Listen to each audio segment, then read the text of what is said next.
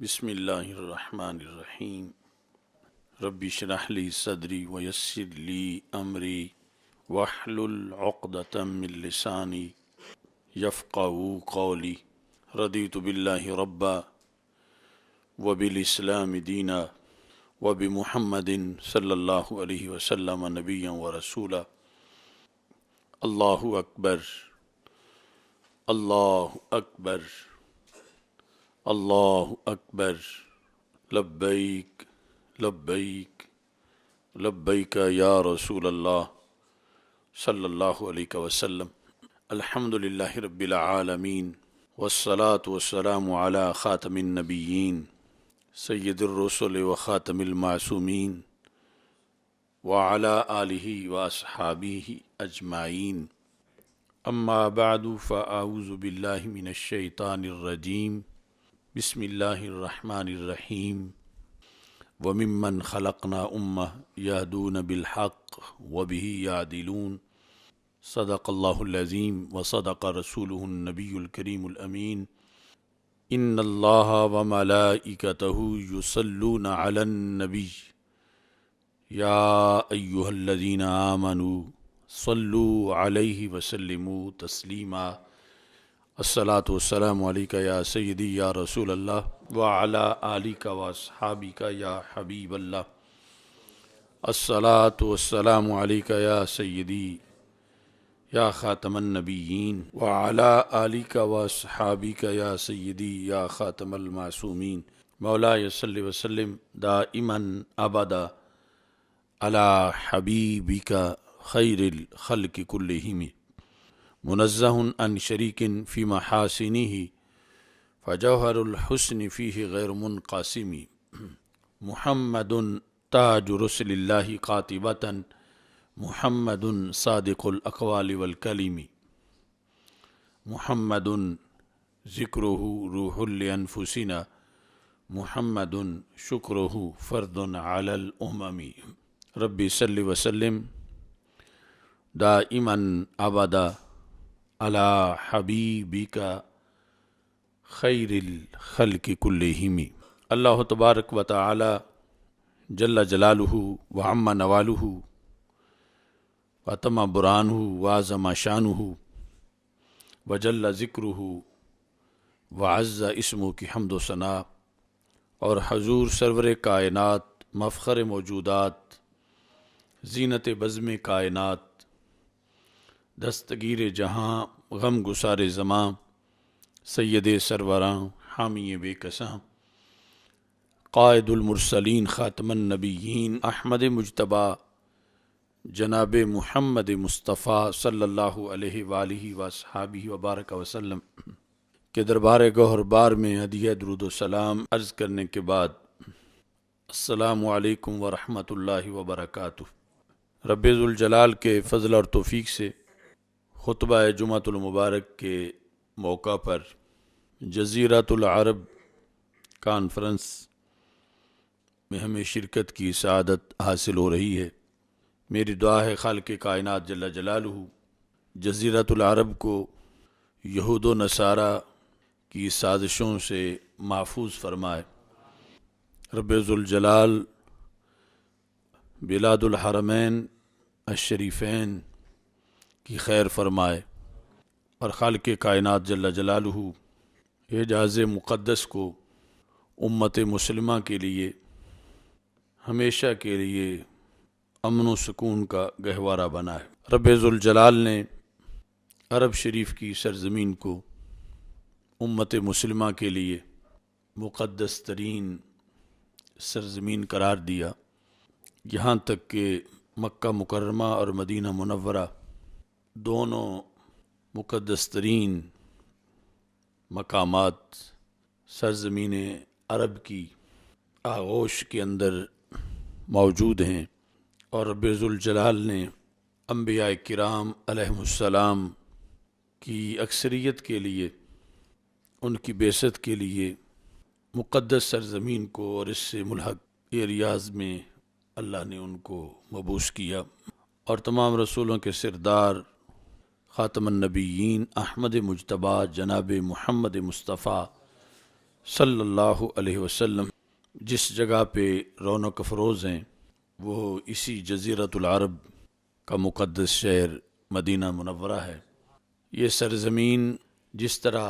امت مسلمہ کے لیے محبوب ترین جگہ ہے، ایسے ہی یہاں کے معاملات حساس ترین معاملات ہیں امت مسلمہ کے لیے، چونکہ نبی اکرم نور مجسم شفیع معظم صلی اللہ علیہ وسلم نے مدینہ منورہ کے لیے خصوصی دعائیں کیں۔ اللہم اجعل بالمدینۃ ضعفی ما جعلت بمکہ من البرکہ، کہ رب جو تو نے مکہ مکرمہ میں برکتیں دی ہیں اس سے ڈبل اور کئی گنا مدینہ منورہ کو عطا فرما۔ اور کہا اللہم حبب الینا المدینہ کا حبنا مکہ او اشد، کہ اے اللہ ہمیں مدینہ منورہ کی محبت عطا فرما، یا تو مکہ مکرمہ کی محبت کے برابر عطا فرما یا مکہ مکرمہ کی محبت سے کئی گنا زیادہ عطا فرما۔ تو اس بنیاد پر مسلمان دنیا کی کسی خطے میں بھی رہے، اس کو اپنے مادر وطن جس میں وہ رہتا ہے اس سے کہیں زیادہ پیار مدینہ منورہ اور مکہ مکرمہ سے ہے۔ اور پھر پیاری جگہ کے جو معاملات ہیں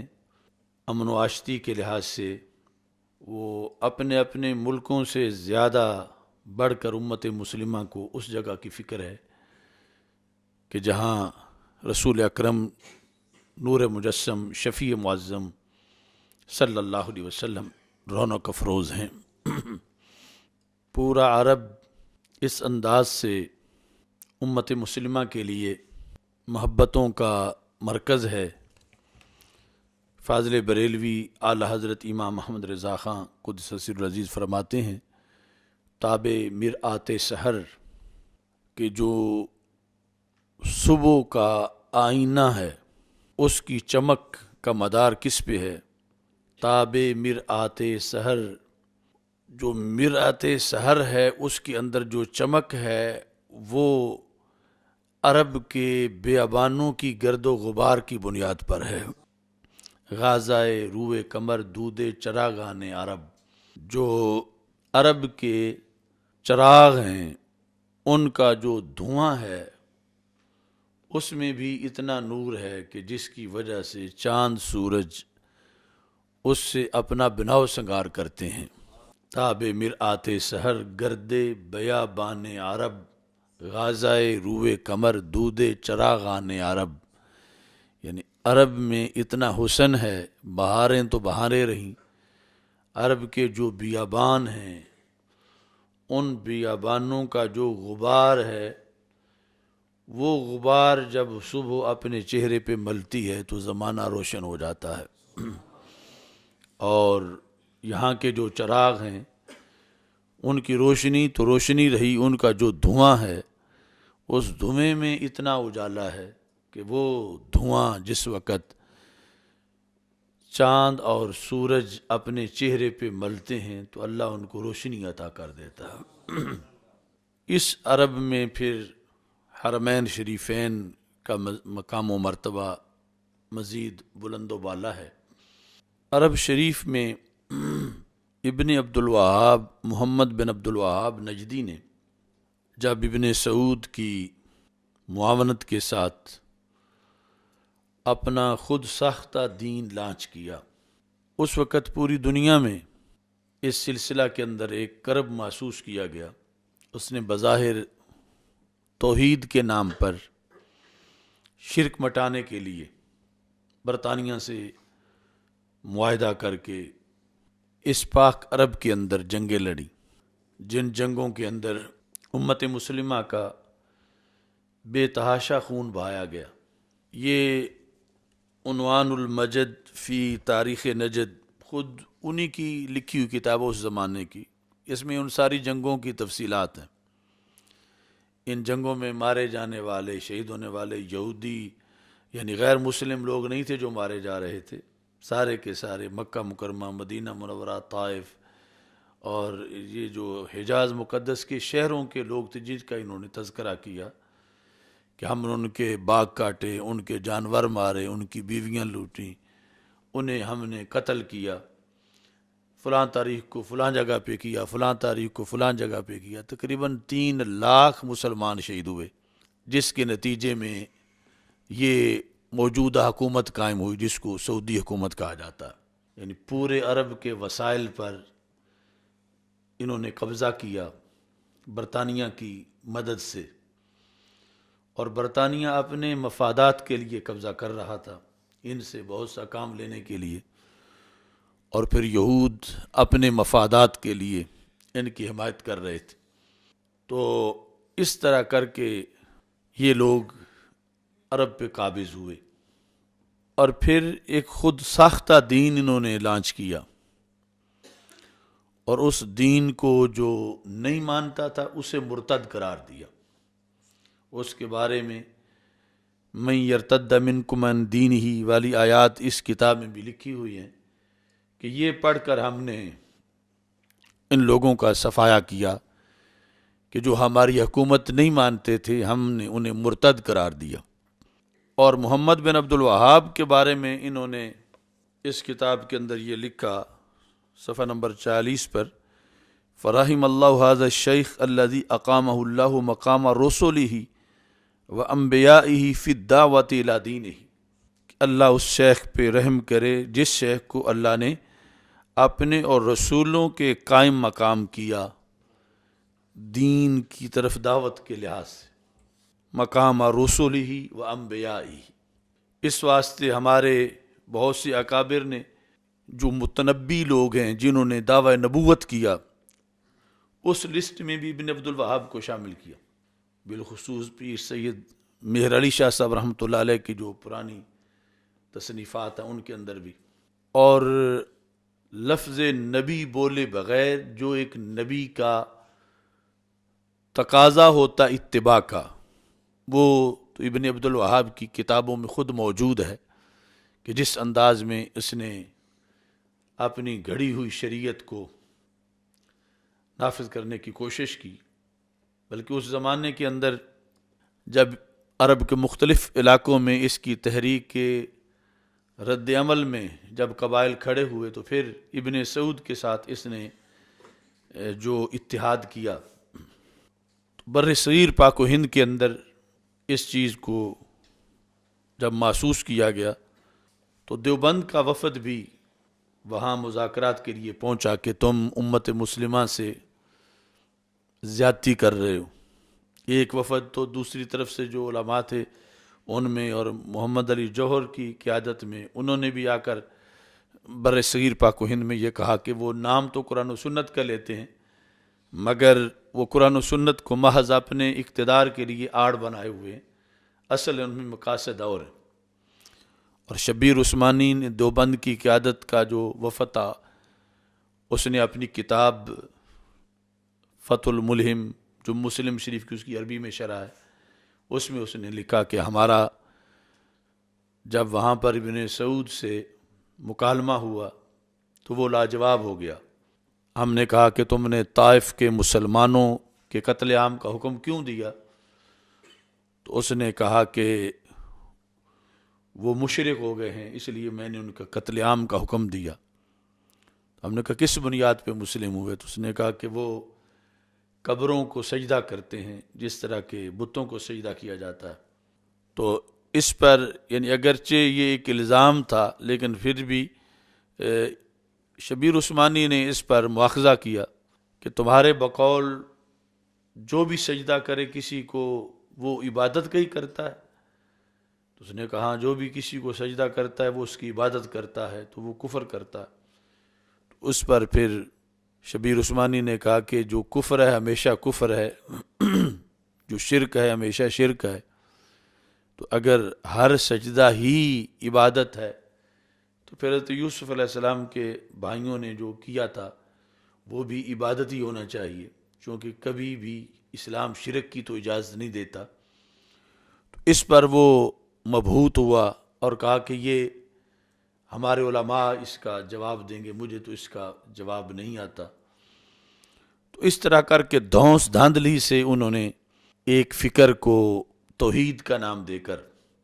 عرب پہ مسلط کیا، وسائل لوٹے، اور بالآخر جو مقاصد تھے یہود و نصارہ کے ان کے سامنے لیٹتے چلے گئے۔ اب موجودہ صورتحال میں جو شروع سے لے کر اب تک اس وہابی تحریک کے خلاف امت مسلمہ جن تحفظات کا اظہار کرتی رہی، اب وہ چیزیں کھل کے سامنے آ گئیں، اور موجودہ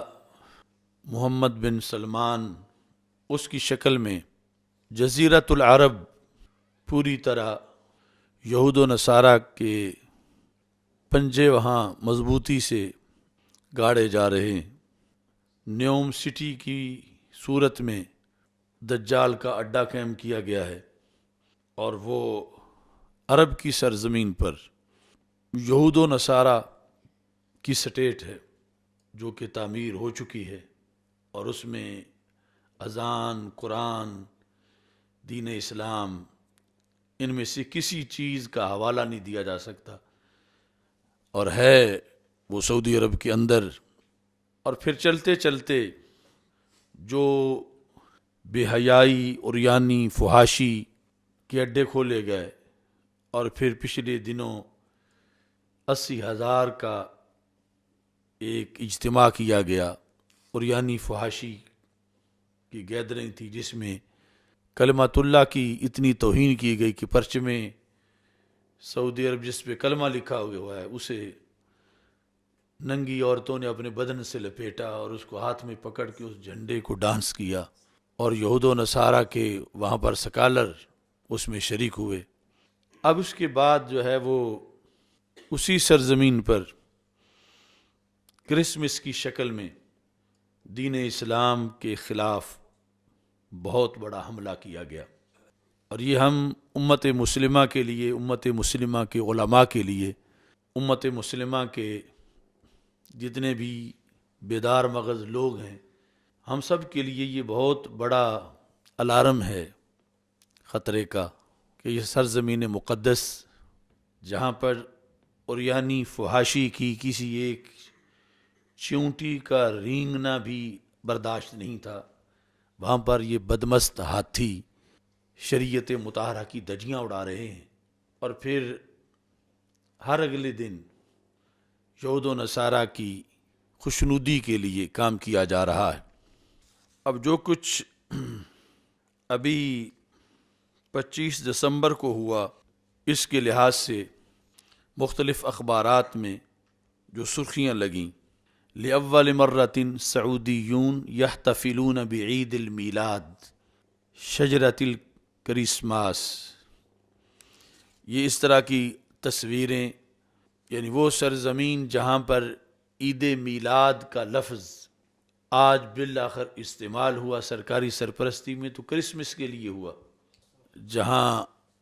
سرور کونین حضرت محمد مصطفیٰ صلی اللہ علیہ وسلم کی ولادت باسعادت کے لیے عید میلاد کا لفظ شرک قرار دیا گیا، بدعت قرار دیا گیا، اور جس نے گھر میں بھی منعقد کی اس کو کوڑے مارے گئے، جیلوں میں ڈالا گیا کہ تم نے یہ کام کیوں کیا۔ تو اس کے شہر ریاض کے اندر سرکاری سطح پر اتنے اہتمام کے ساتھ کرسمس کا اس مرتبہ ان لوگوں نے اہتمام کیا۔ یہ جو اخبار ہے اس کے اندر لأول مرہ فی تاریخہا المملکہ العربیہ السعودیہ تحتفل بالکرسماس بشجرہ تکلفتہا، کہ پہلی مرتبہ سعودی عرب میں سرکاری طور پر کرسمس کا جشن منایا گیا، اور کرسمس میں وہ یہ جو کرسچن ہیں ان کی تقریب ہے، اس کا تعلق ہرگز حضرت عیسیٰ علیہ السلام کی ولادت کی خوشی سے نہیں، چونکہ ان کی ولادت کی ہر خوشی میلاد محمد صلی اللہ علیہ وسلم میں ہی موجود ہے۔ ان کا یہ منانا ایک شرکیہ تقریب ہے، جس میں انہیں معاذ اللہ کا بیٹا کہہ کر وہ کم از کم یہ لفظ تو ضرور بولتے ہیں اس تقریب میں، اور یہ بہت بڑا شرک ہے، بہت بڑا کفر ہے، اسلام سے، قرآن سے بغاوت ہے۔ تو اس تقریب کا وہاں پہ جو ہے وہ انعقاد کیا گیا، اور پھر اس کے لیے جو کرسمس ٹری ہے وہ ہوٹلوں میں سڑکوں پہ وہ لگائے گئے، اور اتنا یعنی ہمیں میلاد کی جھنڈیوں سے روکنے والے، بالآخر یہاں لکھا ہے کہ $11 ملین کا کرسمس ٹری بنایا گیا، $11 ملین کرسمس ٹری پر لگائے گئے، اور یہ اس انداز میں سرزمین محمد عربی صلی اللہ علیہ وسلم پر، جس کے بارے میں ہمارے آقا صلی اللہ علیہ وسلم نے اپنے آخری لفظ جو بولے تھے دنیا سے جاتے ہوئے، فرما اخرج الیہود والنصارى من جزیرۃ العرب، کہ یہود و نصارہ کو جزیرۃ العرب سے نکال دو، کہ یہ جزیرۃ العرب جو ہے یہ محمد عربی کا جزیرہ ہے، یہ یہود و نصارہ کے پلید قدم یہاں سے ختم ہوں، اخرج الیہود والنصارى من جزیرۃ العرب، یعنی سند صحیح کے ساتھ یہ رسول پاک صلی اللہ علیہ وسلم کی یہ الفاظ ثابت ہیں، اور یہ موجودہ حکمران جو ہیں انہوں نے ان کو یہاں پر اڈے دیے، چھاؤنیاں دی، شہر بنا کر دیے، اور پھر انہی کی صورت میں یہ سب کچھ آگے بڑھا رہے ہیں۔ ایک جملہ ہم کہیں کہ اگر وہاں پر کرسمس کی اجازت ہے تو عید میلاد النبی صلی اللہ علیہ وسلم کی اجازت کیوں نہیں؟ تو یہ ویسے تو یہ جملہ ٹھیک ہے، لیکن میں یہ کہتا ہوں کہ وہ عید میلاد النبی صلی اللہ علیہ وسلم اور کرسمس کا تو آپس میں کوئی تقابل ہی نہیں۔ کرسمس جو ہے جس کے اندر شرکیہ جملے ہیں، شرکیہ کلمات ہیں، اور ایک حرام عمل ہے، وہ حرام ہو کے بھی ان لوگوں کے نزدیک حلال ہو گیا، جائز ہو گیا، جو اور دوسری طرف رسول پاک صلی اللہ علیہ وسلم کی آمد کی خوشی، وہ اللہ کی سب سے بڑی نعمت کا شکریہ ادا کرنا ہے، اور خالق کائنات جل جلالہ کی رسول صلی اللہ علیہ وسلم کی آمد کی خوشی ہے، جس کا حکم قرآن میں ہے، سنت میں ہے، جس کے لیے ہمارے پاس 14 صدیوں کے اندر تعامل موجود ہے، لیکن وہ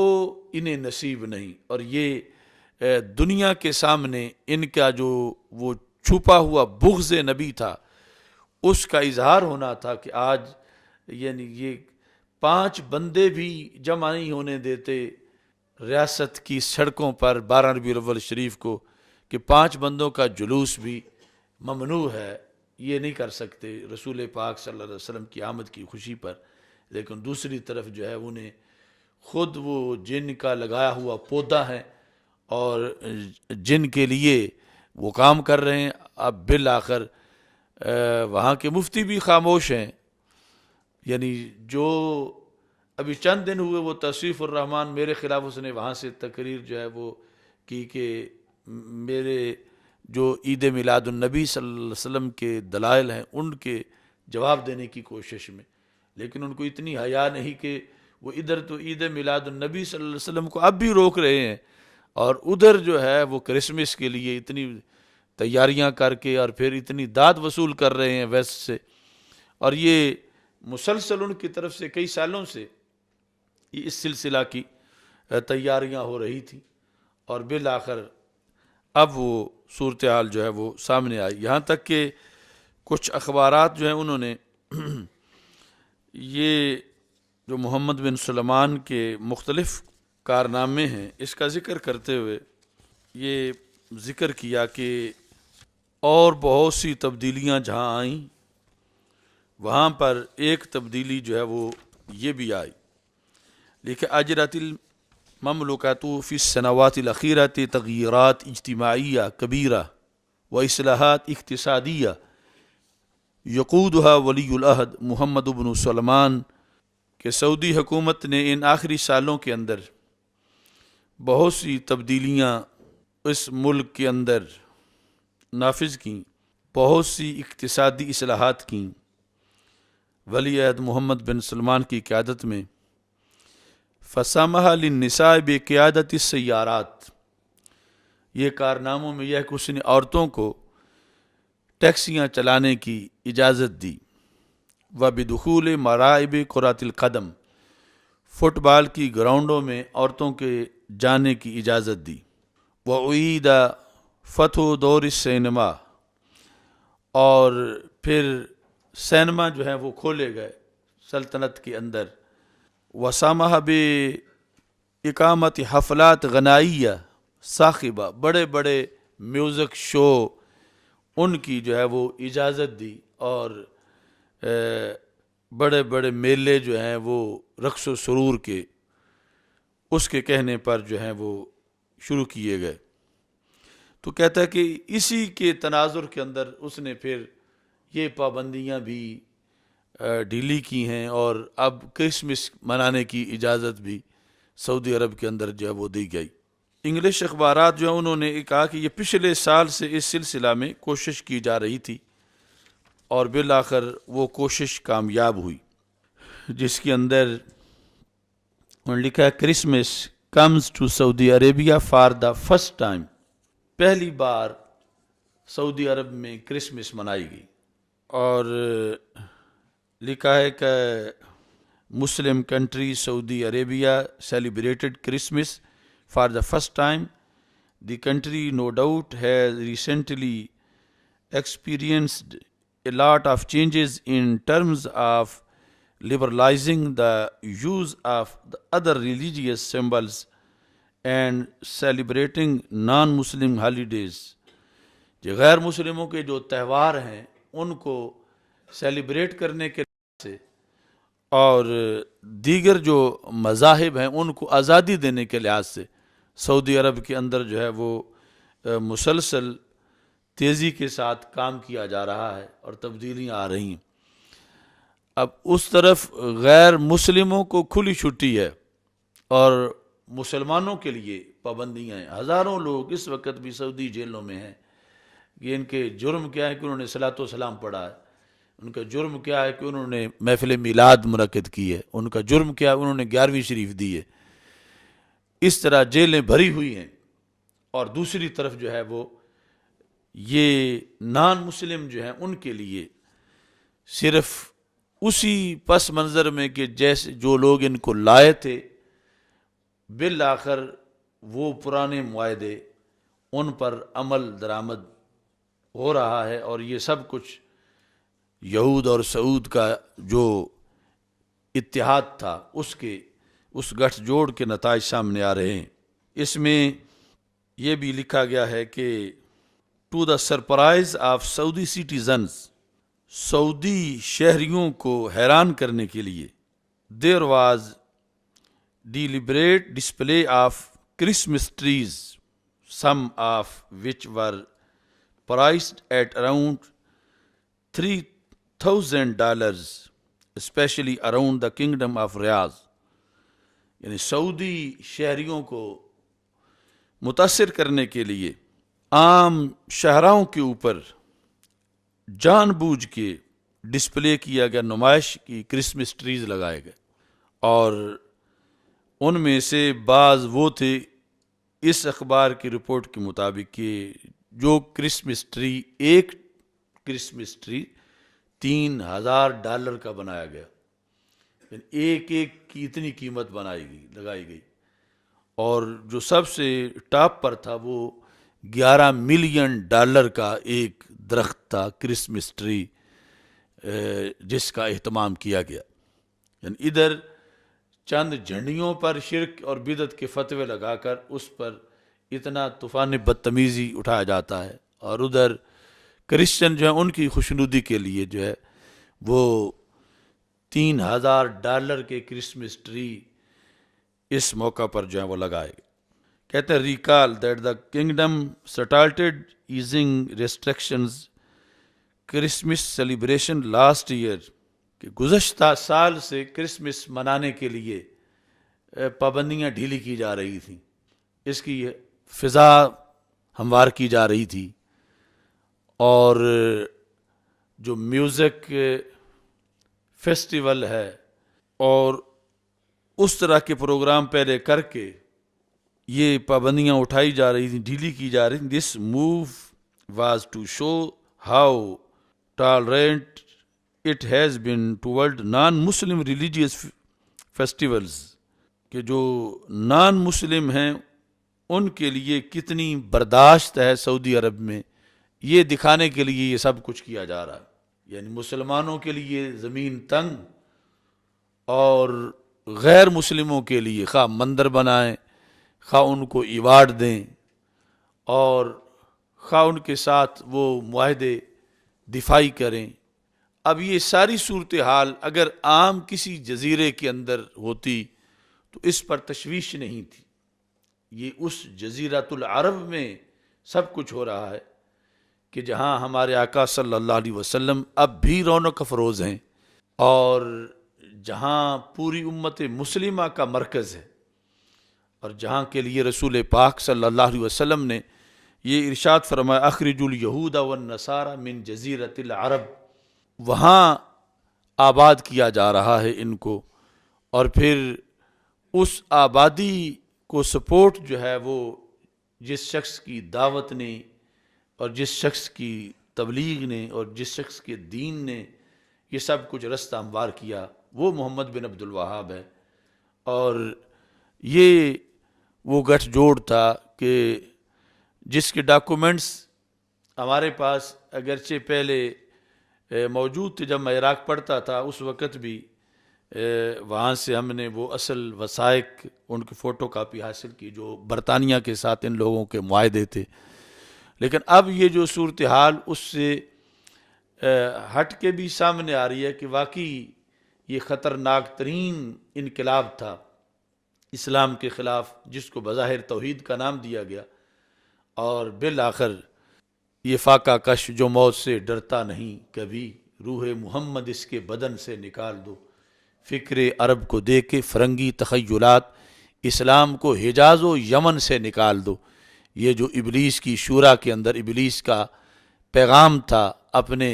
شتونگڑوں کو، یہ وہی صورتحال جو ہے وہ اسلام کو حجاز و یمن سے نکال دو، جہاں سے یہ چلا ہے اسلام وہاں جو ہے وہ ایسے کام کیے جا رہے ہیں کہ اب وہاں اسلام تو غریب الوطن ہے کہ بانی اسلام حضرت محمد مصطفیٰ صلی اللہ علیہ وسلم کی ولادت کا جشن منانا بھی وہاں روا نہیں رہا، قانونی جو ان کا گھڑا ہوا قانون اس کے مطابق، اور دوسری طرف سے جو ہے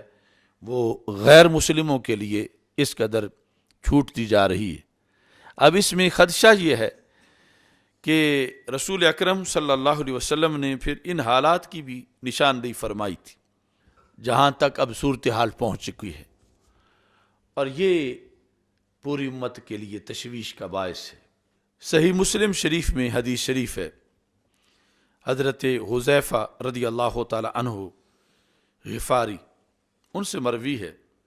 کہتے ہیں کہ ہم صحابہ رضی اللہ تعالی عنہم بیٹھے ہوئے تھے، نحن نتذاکر، رسول پاک صلی اللہ علیہ وسلم تشریف لائے، فرمایا ما تذکرون، کس موضوع پہ تم گفتگو کر رہے ہو؟ صحابہ نے کہا نذکر الساعہ، ہم قیامت کے بارے میں گفتگو کر رہے ہیں،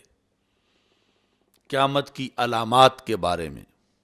تو رسول پاک صلی اللہ علیہ وسلم نے فرمایا کہ انہا لن تقوم حتی تروا قبلہا 10 آیات،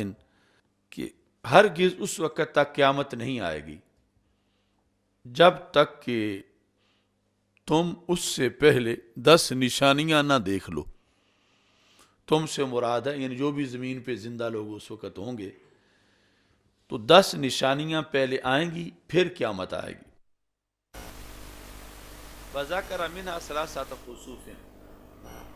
ان 10 نشانیوں میں سے رسول پاک صلی اللہ علیہ وسلم نے 3 نشانیوں کا ذکر یہ کیا کہ 3 جگہوں پہ زمین دنس جائے گی، یعنی یہ نہیں کہ مرلہ 2 مرلے زمین، شہروں کے شہر زمین کے اندر داخل ہو جائیں گے۔ کہاں کہاں؟ خسف بالمشرق، ایک خسف تو مشرق میں ہوگا، وخسف بالمغرب، اور دوسرا خسف مغرب میں ہوگا۔ یعنی ان 10 نشانیوں میں سے 3 نشانیاں خسف کی ہیں، ان میں سے ایک خسف یعنی زمین دھنسنے کا واقعہ مشرق کی سرزمین پر ہوگا اور ایک مغرب کی سرزمین پہ ہوگا. وَخَسْفٌ بِجَزِيرَةِ الْعَرَبِ، اور ایک خسف کا واقعہ جزیرۃ العرب میں ہوگا. جزیرۃ العرب میں قیامت آنے سے پہلے خسف کی نشاندہی جو رسول اکرم صلی اللہ علیہ وسلم نے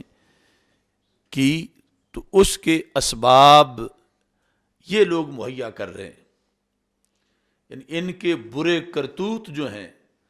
جہاں تک آج جزیرۃ العرب میں حالات جا چکے ہیں. چلو یورپ مغرب کا خسف اور مشرق کا خسف وہ ان کے اسباب بھی جدا ہیں اور ان کی حیثیت بھی جدا ہے، مگر جزیرۃ العرب کا جو خسف ہے یہ سب سے زیادہ خطرناک ترین خسف ہے کہ زمینیں دھنس جائیں. اور وہ کام سطح زمین پہ پہلے ہوں گے کہ جس کے نتیجے میں پھر زمین پھٹ جائے. تو یہ جس طرح اب کنسلٹ ہوا ہے الریاض کے اندر، یعنی 80,000 لڑکے لڑکیاں ڈانس کرتے رہے ہیں اور وہاں پر سینکڑوں کنجر کنجریاں بلائے گئے ہیں. اور پھر اس کے بعد یہ جو نیوم سٹی کی شکل میں سعودی عرب کے اندر یہود کا اڈا قائم کیا گیا ہے، اور پورے سعودی عرب کے اندر جو یہ اس طرح کے خرافات اور تبدیلیاں اس وہابی حکومت کے اندر کی جا رہی ہیں، جنہوں نے لاکھوں مسلمان شہید کر کے اپنی طرف سے یہ توحید کی حکومت قائم کی تھی، جن لاکھوں کے قتل کا اعتراف خود ان کی اپنی کتابوں میں یہ موجود ہے. ان کے کھجوریں کاٹ دینا، باغوں کو آگ لگانا، ان کے جانوروں کو قتل کرنا، بیویاں چھیننا، یعنی صرف ان کے نظریے کے اختلاف کی بنیاد پر، یعنی کہ وہ کوئی یہودی تھے مدینہ منورہ میں، یہ ہندو سکھ تھے مکہ مکرمہ میں یا طائف میں، وہ سارے کے سارے مسلمان تھے، لیکن ان کی سوچ کے مخالف تھے، ان کی حکومت کو وہ تسلیم نہیں کرتے تھے. تو حکومت نہ ماننے کی بنیاد پر اسی وہابی تحریک نے ان لاکھوں کو شہید کیا. وہ قتل مسلمانوں کا وہ بھی ان کے دامن پر ہے. اور اس کے بعد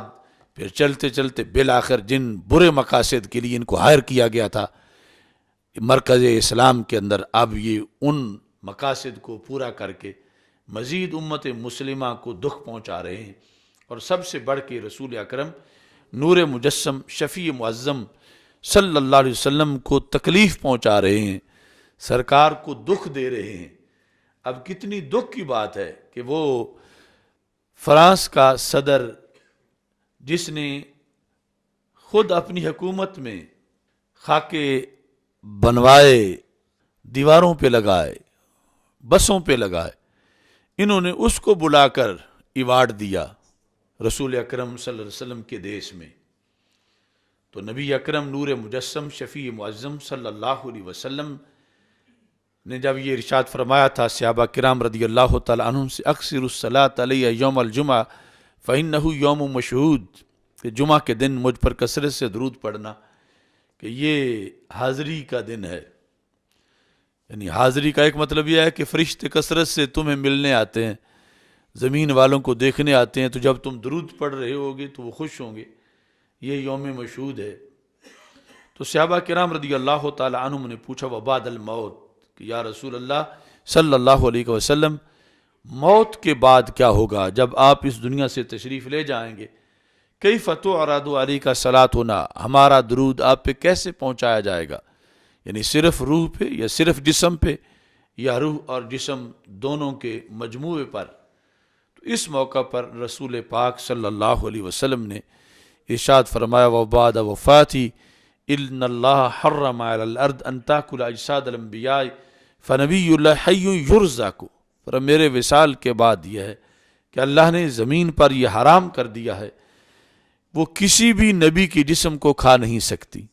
فنبی اللہ حی یرزق، اللہ کا نبی زندہ ہوتا ہے، قبر میں بھی زندہ ہوتا ہے اور اسے رزق پہنچایا جاتا ہے. تو رسول پاک صلی اللہ علیہ وسلم آج بھی اپنے روضہ پرنور کے اندر زندہ و تابندہ ہے. اور باخبر ہیں کہ کیا ہو رہا ہے امت میں، چونکہ آپ نے فرمایا قیامت تک، یہ بخاری شریف کی حدیث ہے کہ اگر کوئی مسجد سے تنکا بھی اٹھا کے باہر پھینکتا ہے کہ مسجد ستھری رہے، تو میں یہ عمل بھی دیکھتا رہوں گا، نیک عمل ہوگا یا کسی کا کوئی برا عمل ہوگا تو وہ میرے سامنے رہے گا۔ تو اب ان برے اعمال کی بنیاد پر جو خود سرزمین حجاز پر یہ لوگ کر رہے ہیں، کس طرح رسول پاک صلی اللہ علیہ وسلم کو بیزار کر رہے ہیں اور نبی اکرم صلی اللہ علیہ وسلم کو دکھ پہنچا رہے ہیں۔ رب ذوالجلال حرمین شریفین کی ہمیشہ حفاظت فرمائے اور خالق کائنات جل جلالہ ایسے لوگوں سے سرزمین حجاز کو مبرہ فرمائے اور خالق کائنات جل جلالہ امت مسلمہ کو عروج عطا فرمائے۔ وآخر دعوایا ان الحمد للہ رب العالمین۔